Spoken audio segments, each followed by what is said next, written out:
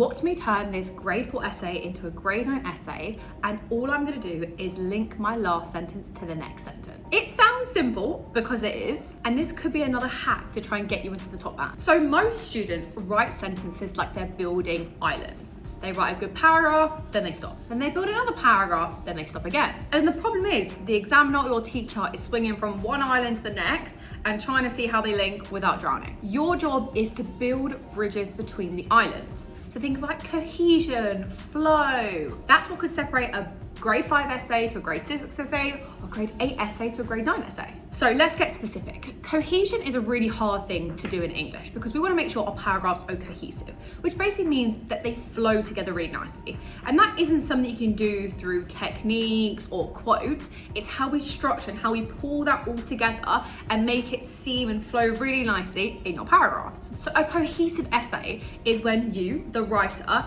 it feels like every single point is deliberate and you've already planned out what you're going to say. So imagine like you've already sat there, you planned it all out, it all flows from one to the next. Just like reading a good story, you can know a good story or a good film because the plot is planned out. One thing flows to the next and it moves you seamlessly along and you feel very in part of it. And that's the same thing we want to do. We want to make the examiner feel part of it.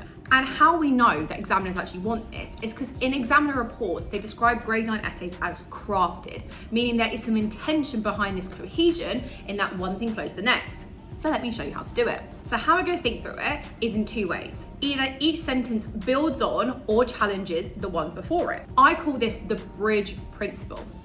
So you're either reinforcing, so adding on to something, or you're pivoting, going the other way, showing it's contrasting. If you're reinforcing something, you're continuing on the same idea. So you can use phrases like, this reinforces, as a result, therefore, this highlights. This just shows a connection from your last idea to the next one, and you're adding on and you're furthering to it. So let's look at an example. The adjective savage suggests aggression. Okay, this is all right, bit basic. So let's look at how we're gonna add on to it. Remember, we're adding our bridges and we're furthering on our analysis. This reinforces the brutal atmosphere Shakespeare constructs as Macbeth's morality collapses under ambition. You can see that flows more because I said this reinforces and I'm adding on to it. I'm furthering what I've said and I'm developing on the same point. I'm not giving a different one, I'm developing it on. Now, we can do a pivot or a contrast. So this is when we're not adding it on, but we're contrasting it with something different. Just saying, yeah, I've explored this idea, now let me explore the opposite. Words like, whereas, although, despite this, in contrast. These are perfect because these are our pivots. And this is really good because it makes us sound more critical. It shows that we're really taking different interpretations and seeing how they could be contrasting with one another. So let's take an example. The storm is shown to be powerful and unstoppable. Again, okay, but now do I further on or contrast it? I'm going to choose to contrast it. In contrast, the child is fragile and powerless, which makes the situation seem more tragic. So you can see that's a bridge. I'm connecting my ideas, but connecting them by showing that they're opposite. So that's an example of cohesion, so making it flow in a sentence form, but the next level up is having cohesion across paragraphs. And this is where most students lose marks. It's really important when we are writing paragraphs that we have cohesion, so it links between our different paragraphs, but we also have a really strong analytical paragraph structure. That's why we have an essay skill course attached to every single course on the Light Up Hub that goes through step by step what to do for every single paragraph with model examples, sentence starters, and writing frames to make sure you actually have that cohesion and you can do it every single time in your exams, because genuinely it could be the difference between a 4 and a 7, a 6 and 9. Like, it's massive if you can nail that. So when we're looking at cohesion across paragraphs, we want to try and see if we can link the first sentence to our last paragraph. And the easiest way to do it is almost like a backward glance. So basically referring to what I just said and then either adding on or contrasting it in my next paragraph. For example, having shown how ambition corrupts Macbeth's morality, Shakespeare then explores how this corruption infects his language. So you can see I'm saying he then explores. I've referenced what I just spoke about in my last paragraph, and then I'm adding on to it. I'm furthering on. I'm not contrasting it. I'm not using my contrasting bridge. I'm using my furthering on bridge.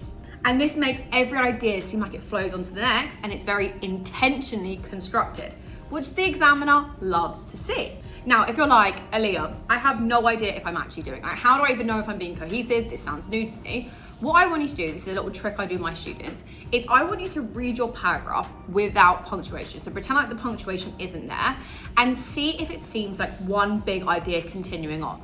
If it sounds like a list, so like saying one thing, saying another, saying one thing, then you know it's not cohesive. But if it does sound like one big thought ongoing, then you could see you're being cohesive. So we've gone through how to link it in sentences, how to link it in paragraphs, but we can also link it by concepts. So concepts are like bigger ideas that might go throughout your whole of your essay. So this means that you're linking maybe key themes together or bigger ideas together, rather than just sentences and rather than just paragraphs. So say for example, you're talking about guilt and in spectacles, you're developing ideas about guilt, then you might talk about collective responsibility and that being a byproduct of people feeling guilty.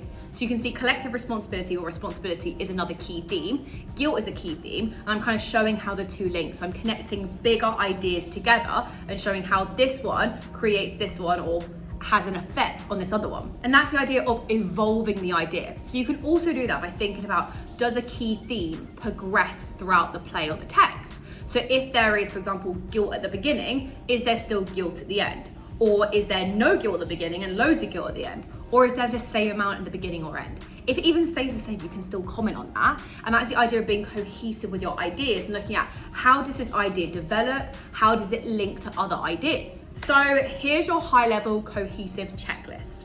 First, link every sentence to the one before or after it. Build bridges, connecting and adding on or contrasting it. Second is make every paragraph start with a connection to the last paragraph. And fourth is to link and develop different ideas, thinking about, does an idea change or stay the same, or does it progress into another idea or theme? Now, if you do like these videos, guys, make sure to subscribe to the channel. And what I'm gonna do is I'm also gonna link another little video here to help you further with your revision.